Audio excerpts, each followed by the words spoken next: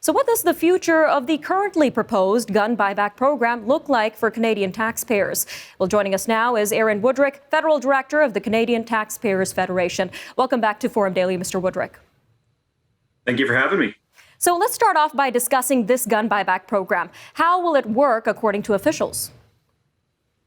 Yeah, the government has essentially come up with a list of weapons that they say they want to get out of the hands of Canadians. And so they're going to pay money or near market prices to the owners of those weapons to buy them back and destroy them. Now, the interesting thing is it's optional. So you don't actually have to participate in the program. That raises a lot of questions about how it will work, exactly how effective it will be, and of course, how much it's going to cost.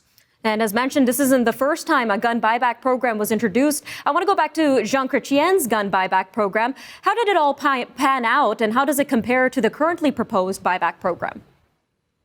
Yeah, it was a little bit different, but it's still a very big cautionary tale. It was a registry. So they weren't planning to take the guns away from you, but you had to register the guns.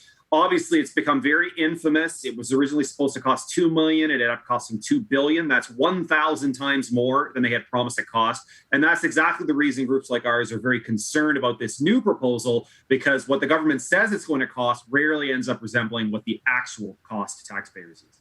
And there are already several legal challenges to this assault-style weapon ban. And we know that the CTF recently sought intervener status in 2 of these challenges. So can you tell us a little bit more about this effort?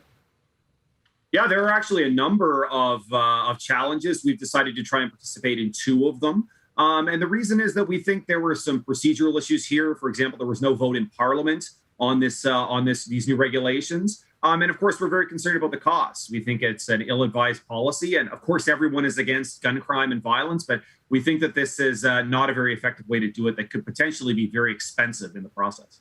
And getting into the cost of this program, Public Safety Minister Bill Blair says the cost of the gun buyback program would be between $300 and $400 million.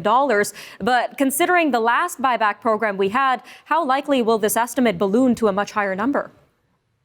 Oh, very likely, frankly. And it's not just gun programs. This government has been very bad historically at estimating the cost of things. It ends up being a lot more expensive than they ever anticipate. That's our fear here. The wrinkle here is they decided they're going to make it optional. Of course, that undermines its arguable effectiveness as well. So it's really anybody's guess. But our concern is more often than not, when the government gives you an estimate, total cost ends up being a lot more. Now, bringing this back home to our viewers, how will Canadian taxpayers be affected by this program, Mr. Wudrick? We've got over a minute left. Yeah, well, if the cost spirals out of control, of course, it is going to be taxpayers that end up picking up the bill. There are scarce resources, and we're at a time right now where every dollar counts. We just run a deficit of almost $400 billion this year.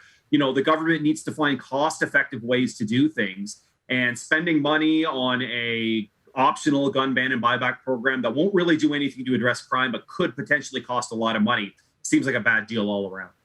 All right, sir, about a minute left. But what do you think needs to be done to improve gun laws while still respecting Canadians' wallets? Well, I think, look, the big knock against this registry is it doesn't address what the real problems are.